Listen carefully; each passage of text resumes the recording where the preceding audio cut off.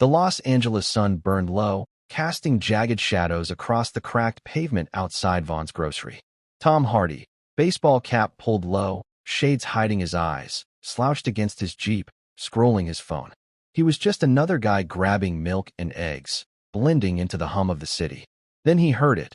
A frail, trembling voice cut through the evening buzz. "Please, I don't have much." Tom's head snapped up. Across the lot, 3 punks circled an old man, his veteran's cap skewed, cane wobbling in his grip.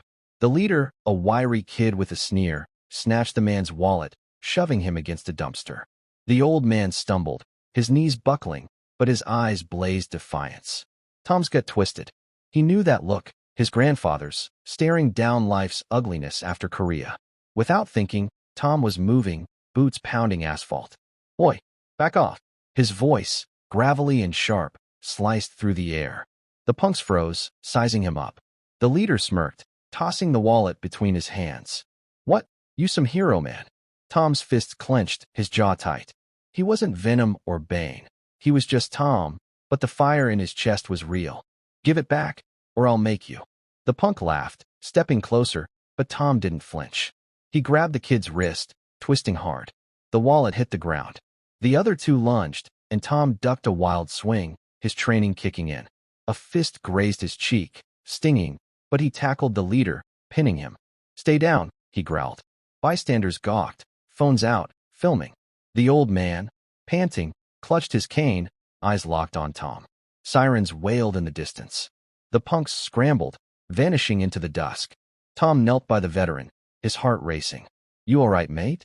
The old man nodded, but his hands shook, blood trickling from a cut on his brow. Tom's mind flashed to his grandfather's stories. War, sacrifice, pride. This wasn't just a robbery. It was personal.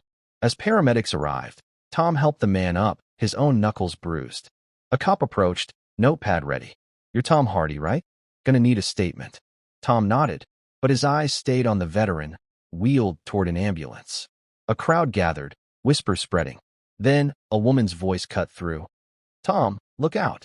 He spun, catching a glint of metal in the shadows. The glint was a camera lens, not a knife, but it hit just as hard. By morning, Tom's face was everywhere. TMZ, X, CNN. Hollywood star stops robbery. The headline screamed hero, but the comments tore him apart. Stunt for PR, one read. Rich guy playing savior, another. Tom sat in his Venice Beach loft, TV muted, scrolling the vitriol. His dog, Blue, nudged his hand, sensing the storm in his head. He hadn't slept. The veteran's face, worn, proud, scared, haunted him. Tom's grandfather had died alone, mugged in a London alley decades ago. The guilt of not being there, not doing more, gnawed at him. Now this. He tossed his phone, grabbed his keys, and drove to the hospital. The veteran, Frank, lay in a sterile room, for dripping. His eyes lit up when Tom walked in. "Didn't expect to see you, son." Tom managed a half smile, sitting beside him. "Couldn't leave you hanging, could I?" Frank chuckled, then winced, touching his bandaged head. They talked, war stories, loss, the weight of surviving. Frank's voice cracked, mentioning his late wife. Tom's throat tightened, thinking of his own family, his son, his wife.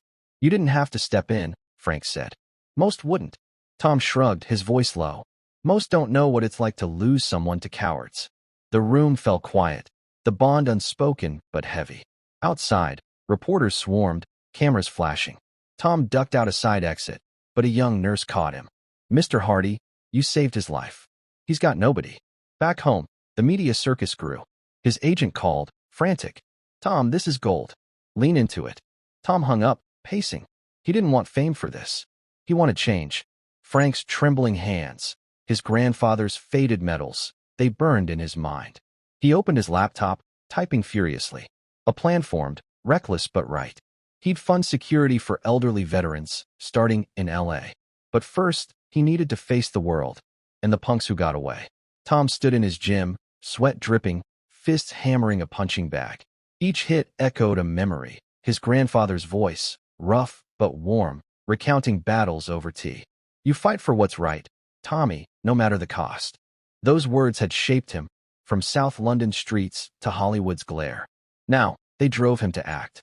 The incident replayed in his mind. The punk's sneer. Frank's defiance. Tom had almost lost it, his temper flaring like in his younger days, scrapping in pubs. He'd worked hard to tame that rage, channeling it into roles, into fatherhood. But seeing Frank, helpless yet proud, cracked something open. He saw his grandfather, mugged and left for dead, no one there to help.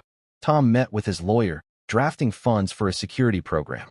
Patrols, cameras, escorts for seniors, he said, voice firm. Focus on veterans. His lawyer nodded, but warned, this'll cost millions, Tom. In the media, they'll eat you alive. Tom's eyes darkened. Let him. He didn't care about the headlines. He cared about Frank, about every vet forgotten by the system. Flashbacks hit harder now, his grandfather's funeral, the weight of his medals in Tom's hands. He'd been too young to save him, but not now. He visited Frank again, bringing coffee, listening to stories of Vietnam, of buddies lost. Frank's eyes shone with gratitude, but also pain. Kids like that, they don't know what we gave. Tom nodded, silent, his resolve stealing. The police called. One punk was caught, ratting out the others.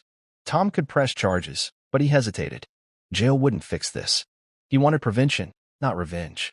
He poured more money into the program, hiring ex-military for patrols, meeting with city officials. The media spun it. Some called him a saint, others a showboat. His phone buzzed with texts from friends, worried he was in too deep. But Tom was all in, and the stakes were climbing. The auditorium buzzed, packed with veterans, reporters, and city leaders. Tom stood backstage, heart pounding, script in hand. He hated speeches, but this wasn't about him. It was for Frank, for his grandfather, for every vet left vulnerable. The Foundation Veterans Shield was launching tonight, fully funded by Tom's own pocket. He stepped to the podium, lights blinding, crowd hushed. I'm no hero, he started, voice raw. I'm just a guy who saw an old man get hurt and couldn't look away. He told Frank's story, his grandfather's, his own guilt. We owe them. They fought for us, now we fight for them. The room erupted, some in tears. Frank, in the front row, saluted, his eyes wet. Tom announced the program. Safe escorts, community patrols, a hotline. No one gets left behind, he said, voice breaking. The crowd stood, clapping, but Tom's focus was Frank, who mouthed, thank you. After, they embraced, Frank's grip strong despite his age. You're a good man, Frank whispered. Tom shook his head. Just trying to be. Outside, the punks faced court, but Tom pushed for reform, not just punishment. He met their families, saw their broken homes, and added youth outreach to the foundation. The media softened, stories shifting to hope. Months later, Frank joined Tom at a new patrol hub, cutting the ribbon. This, Frank said, voice steady, this is what honor looks like. Tom looked out at the crowd, vets, volunteers, even a few reformed kids. His grandfather's medals hung framed in his office, a quiet reminder. He'd fought for what was right, no matter the cost. And in Frank's proud smile, he saw the victory that mattered most.